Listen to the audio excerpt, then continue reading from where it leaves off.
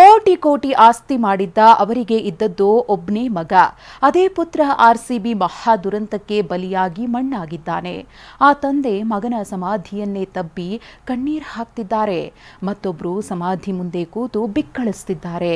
ಇನ್ನೊಂದು ಕಡೆ ಮಗನ 3 ದಿನದ ಕಾರ್ಯವನ್ನ ಸಾಲ ಮಾಡಿ ಹೆತ್ತವರು ಪೂರೈಸಿದ್ದಾರೆ.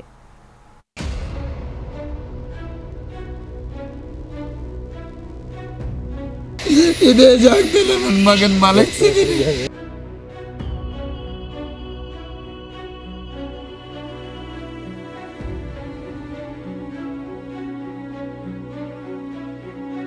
ನನ್ನ ಮಗನ ಜೊತೆ ಮಲಗಿದ್ದೀನಿ.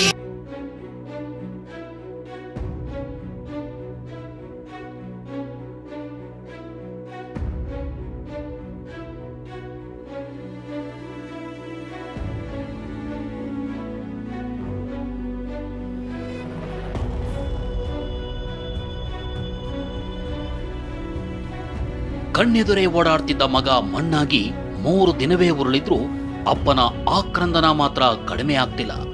ಮಗನ ಸಮಾಧಿಯನ್ನೇ ತಬ್ಬಿ ತಂದೆ ಗೋಳಾಡ್ತಿರೋ ಈ ದೃಶ್ಯವೇ ಎಂಥವರ ಕಣ್ಣಲ್ಲೂ ನೀರು ತರುತ್ತೆ.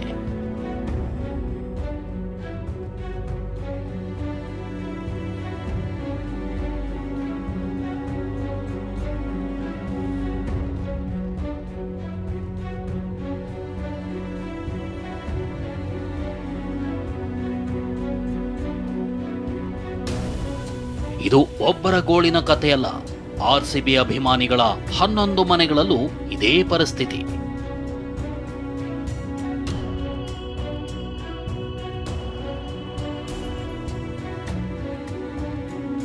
ಆರ್ಸಿಬಿ ಅಭಿಮಾನಿಯ ಮನೆಗಳಲ್ಲಿ ಕಣ್ಣೀರು, ಗೋಳಾಟ. 18 ವರ್ಷದ ಬಳಿಕ ಐಪಿಎಲ್ ಗೆದ್ದು ಬಂದಿದ್ದ ಆರ್ಸಿಬಿಯ ಸಂಭ್ರಮ 18 ಗಂಟೆಯಲ್ಲೇ ಸರ್ವನಾಶವಾಗಿತ್ತು. ಬುಧವಾರ ಬೆಂಗಳೂರಿನಲ್ಲಿ ಸಂಭವಿಸಿದ ಕಾಲ್ ತುಳಿತ ಅನ್ನೋ ಮಹಾ ದುರಂತ 11 ಆರ್ಸಿಬಿ ಅಭಿಮಾನಿಗಳನ್ನ ಬಲಿ ಪಡೆದಿತ್ತು.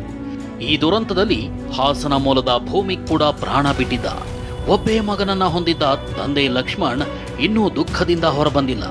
ಬೇಲೂರಿನ ಕುಪ್ಪಗೋಡು ಗ್ರಾಮದ ತೋಟದಲ್ಲಿರೋ ಸಮಾಧಿ ಮೇಲೆ ಮಲಗಿದ ತಂದೆ ಓಡಾಡಿದ್ರು. ನನ್ನ ಮಗ ಇಲ್ಲ, ನನ್ನ ಮಗಗೋಸ್ಕರ ಮಾಡಿದಂತ ಇದು ಇಲ್ಲೇ ಅಲ್ಲ ಹಾಕಿದ್ದೀನಿ. ಈ ತರ ಪರಿಸ್ಥಿತಿ ಬೇರೆ ಯಾರ ತಂದೆ ತಾಯಿಗೂ ಬರೋದು ಬೇಡ. ನನ್ನ ಮಗನಿಂದ ಮಲಗಿಸಿದ್ದೀನಿ, ನನ್ನ ಮಗನ ಜೊತೆ ಒಬ್ಬ ಮಗನನ್ನ ಹೊಂದಿದ್ದ ಲಕ್ಷ್ಮಣ್ ಕೋಟಿ ಕೋಟಿ ಆಸ್ತಿ ಮಾಡಿದ್ದಾರೆ. ಆದ್ರೆ ಆತನೇ ಇಲ್ಲವಾಗಿರೋದು ನೋವು ತಂದಿದ್ದು ನನ್ನ ಮಗನ ಅಂತ್ಯ ಸಂಸ್ಕಾರ ಮಾಡಿಲ್ಲ, ಇಲ್ಲಾತ ಮಲಗಿದ್ದಾನೆ ಅಂತಾನೆ ಹೇಳ್ತಿದ್ದಾರೆ. ನನ್ನ ಮಗನ ಕಳಿಸಿ ಬಂದಿದ್ದೀನಿ ನಾನು. ಇದು ಅಂತ್ಯ ಸಂಸ್ಕಾರ ಮಾಡಿಲ್ಲ, ಹಂಗಾಗಿ ಮಾಡಕ್ ಬಿಡ್ತಾ ಇಲ್ಲ. ನನ್ನ ಎದುರುಗಡೆನೆ ಅವನಿಲ್ಲೇ ನನ್ನ ತೋಟದಲ್ಲೇ ಮಲಗಿದ್ದಾನೆ, ಅವ್ರನ್ನ ಮಲಗಿಸಿ ಬಂದಿದ್ದೀನಿ. ಇದು ಸರ್ಕಾರವೇ ಮಾಡಿರೋ ಕೊಲೆ ಅಂತ ಆರೋಪಿಸಿದ್ರು. ಸರ್ಕಾರ ಇವ್ರನ್ನ ಬಲಿ ತಗಂತಲ್ಲ, ಇವರು ಕರ್ನಾಟಕ ಸರ್ಕಾರದವರೇ ಅವ್ರನ್ನ ಮರ್ಡರ್ ಮಾಡಿ ಇವಾಗ ಆರಾಮಾಗಿ ಫೋಟೋ ಎಲ್ಲ ತೆಗೆಸ್ಕೊಂಡ್ರು. ಇವರು ಟೆರರಿಸ್ಟ್ಗಳಿಗಿನ್ನ ಇವರು ದೊಡ್ಡ ಟೆರರಿಸ್ಟ್ಗಳು ಇವ್ರು ಆಗಿದ್ದಾರೆ. ಇವ್ರು ಅದಾದ್ಮೇಲೂ ಹೋಗಿ ಇದನ್ನ ಸ್ಟೇಡಿಯಂ ಒಳಗಡೆ ಫೋಟೋ ತೆಗೆಸ್ಕೊಂಡ್ರಲ್ಲ, ಎಷ್ಟು ನ್ಯಾಯ? ಪೊಲೀಸರ ಅಮಾನತು ಬಗ್ಗೆಯೂ ಕಿಡಿಕಾರಿದ್ದಾರೆ. ಅವ್ರದ್ದು ಏನೂ ತಪ್ಪಿಲ್ಲ, ತಪ್ಪಿರೋದೆಲ್ಲ ನಮ್ಮ ಸರ್ಕಾರದ ಯಾರು ಜವಾಬ್ದಾರಿಯುತ ಮಂತ್ರಿಗಳಿದ್ದಾರೆ, ಮಿನಿಸ್ಟ್ರಿಗಳಿದ್ದಾರೆ, ಇವ್ರ ತಪ್ಪನ್ನ ಅವ್ರ ಮೇಲೆ ಹಾಕಬೇಡಿ. ಇವರು ಫಸ್ಟು ರಾಜೀನಾಮೆ ಕೊಟ್ಟು ಮನೆಗೆ ಹೋಗಿ ಬಿದ್ದರಿಗಾರು ಒಂದು ನೆಮ್ಮದಿ ಆಗುತ್ತೆ. ಅವರು ಸಸ್ಪೆಂಡ್ ಮಾಡೋದ್ರಲ್ಲಿ ಯಾವ ಅರ್ಥ ಇದೆ? ಇವ್ರುಗಳ ವೈಫಲ್ಯತೆನ ಅವ್ರ ಮೇಲೆ ಹಾಕೋದು ಸರಿ ಇಲ್ಲ.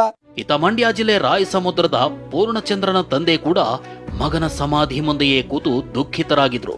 ನನ್ನ ಮಗನನ್ನ ವಾಪಸ್ ಕೊಡೋಕೆ ಯಾರಿಂದಲೂ ಆಗಲ್ಲ ಅಂತ ನೋವು ತೋಡಿಕೊಂಡ್ರು. ಸರ್, ಏನೇ ಹೋದ್ರೂ ಹೋಗಿರೋದು ಇಪ್ಪತ್ತು ನಮ್ಮ ಮಗನ ತಂದು ಕೊಡೋಕ್ಕಾಗತ್ತಿಲ್ಲ. ನನ್ನ ಮಗ ಹೋಗಿರೋದು ಭಾಳ ಆಘಾತ ಆಗುತ್ತೆ ಸರ್. ಮಗನ ಅವನ ನೆನಪಲ್ಲೇ ನಾನು ಕಾಲ ಕಳೆಯೋ ರೀತಿ ಆಗೋಗಿದೆ. ಇದು ಶಾಶ್ವತ ಸರ್, ಪುತ್ರ ಶೋಕಂ ನಿರಂತರ ಅಂತ ಶಾಶ್ವತ ಉಳ್ಕೊಬಿಟ್ಟು. ಅಧಿಕಾರಿಗಳನ್ನ ಸಸ್ಪೆಂಡ್ ಮಾಡಿದ್ರೆ ನನ್ನ ಮಗಳು ವಾಪಸ್ ಬರ್ತಾಳ ಅಂತ ಕೋಲಾರದ ಸಹನಾ ತಂದೆ ಸುರೇಶ್ ಸರ್ಕಾರವನ್ನ ಪ್ರಶ್ನಿಸಿದ್ರು. ಏನು ಪೊಲೀಸ್ನವರು ಈ ಪ್ರೋಗ್ರಾಮ್ ಮಾಡಿಸ್ಬೇಕು ಅಂತಿದ್ರ? ಈ ಪ್ರೋಗ್ರಾಮ್ ಮಾಡಿಸ್ಬೇಕು ಅಂತಂದ್ರೆ ಯಾರು? ಆತರವಾಗಿ ನಾನು ರಾತ್ರಿ ಮುಗಿದಿದೆ ಮ್ಯಾಚ್, ಬೆಳಿಗ್ಗೆ ನೀವು ಈ ಕಾರ್ಯಕ್ರಮ ಮಾಡೋ ಅಂಥದ್ದು ಏನಿತ್ತು? ಈ ಘೋರದಲ್ಲಿ ತಮ್ಮ ಮಗ ಪ್ರಜ್ವಲನ್ನ ಕಳ್ಕೊಂಡಿರೋ ಚಿಕ್ಕಬಳ್ಳಾಪುರದ ಗಣೇಶ್ ಕೂಡ ಪೊಲೀಸರನ್ನ ಅಮಾನತು ಮಾಡಿದ್ರೆ ನಮ್ಮ ಮಗನ ಪ್ರಾಣ ಬರಲ್ಲ ಅಂತ ಕಿಡಿಕಾರಿದ್ದಾರೆ. ಪೊಲೀಸವ್ರನ್ನ ಸಸ್ಪೆಂಡ್ ಮಾಡೋದ್ರಿಂದ ಯಾವುದೇ ರೀತಿ ಉಪಯೋಗ ಇಲ್ಲ. ಪೊಲೀಸ್ನವರು ಅವ್ರ ಕರ್ತವ್ಯ ಅವ್ರು ಮಾಡಿದ್ದಾರೆ. ಬಟ್ ಕ್ರೌಡ್ ಜಾಸ್ತಿ ಆದಾಗ ಅಲ್ಲಿ ಇರ್ತಕ್ಕಂಥ ಪೊಲೀಸು ಸಿಬ್ಬಂದಿ ಸಾಕಾಗಿಲ್ಲ. ಅದರಿಂದ ಆ ಸಿಬ್ಬಂದಿ ಸಾಕಾಗಿಲ್ಲ ಅನ್ನೋದಕ್ಕೆ ಅಲ್ಲಿ ಮೇಲಧಿಕಾರಿಗಳನ್ನ ಸಸ್ಪೆಂಡ್ ಮಾಡೋದ್ರಿಂದ ಯಾವುದೇ ರೀತಿಯಾದಂಥ ಪ್ರಯೋಜನ ಇಲ್ಲ ಸರ್. ಯಾದಗಿರಿಯ ಶಿವಲಿಂಗ ಅನ್ನೋ ವಿದ್ಯಾರ್ಥಿ ಕೂಡ ಈ ಕಾಲ್ತುಳಿತಕ್ಕೆ ಬಲಿಯಾಗಿದ್ದ. ಕೊಹ್ಲಿ ಅಪ್ಪಟ ಅಭಿಮಾನಿಯಾಗಿದ್ದ ಶಿವಲಿಂಗ ಕೊಹ್ಲಿ ಭಾವಚಿತ್ರ ಕೂಡ ಬಿಡಿಸಿದ್ದ. ಅಷ್ಟೇ ಅಲ್ಲ, ತನ್ನ ಮೊಬೈಲ್ ವಾಲ್ ಪೇಪರ್ ಆಗಿ ಕೂಡ ಅದನ್ನೇ ಇಟ್ಕೊಂಡಿದ್ದಾನೆ. ದುರಂತ ಅಂದ್ರೆ ಅದೇ ಕೊಹ್ಲಿ ಕಣ್ತುಂಬಿಕೊಳ್ಳಲು ಹೋಗಿ ಪ್ರಾಣ ಬಿಟ್ಟಿದ್ದಾರೆ. ಕಿತ್ತು ತಿನ್ನೋ ಬಡತನದಲ್ಲಿರೋ ತಂದೆ ತಾಯಿ ಮಗನ 3 ದಿನದ ಕಾರ್ಯಕ್ಕೆ ಅವರಿಬ್ಬರ ಬಳಿ ಸಾಲ ಮಾಡಿದ್ದಾರೆ. ನಮ್ಗೆ 1 ರೂಪಾಯಿ ಇಲ್ಲ, ನಾವು ಬೇರೆಯವ್ರ ಬಳಿ ಸಾಲ ತಕೊಂತೀವಿ ಸರ್. ಸಾಲ ತಕೊಂಡು ನನ್ನ ಮಗಂದು ಇದು ಮಾಡಾಕತ್ತೀವಿ ಸರ್. ನಾವು ಬೇರೆಯವರು ರೈತರ ಬಳಿ ಹೋಗಿ ಕೇಸಿ ಇದು ಮಾಡಿದ್ರೆ ಸರ್ ನಮ್ಗೆ ಏನಾನ ಪರಿಹಾರನೇ ಇಲ್ಲಲ್ಲ ಸರ್. ನಮ್ದು ಏನು ಸಾಲ ತಗೊಂಡ್ ಕೇಸಿ ಅಂತ ಕಾರಣ ಮಾಡಿ ಸರ್ 3 ದಿನದ ಕಾರ್ಯ. ಕಾಲ್ತುಳಿತದ ಘೋರ ನಡೆದು 3 ದಿನವೇ ಉರುಳಿದ್ರು 11 ಮನೆಯಲ್ಲಿ ಕಣ್ಣೀರು ಮಾತ್ರ ನಿಲ್ತಿಲ್ಲ. Bureau report, TV9.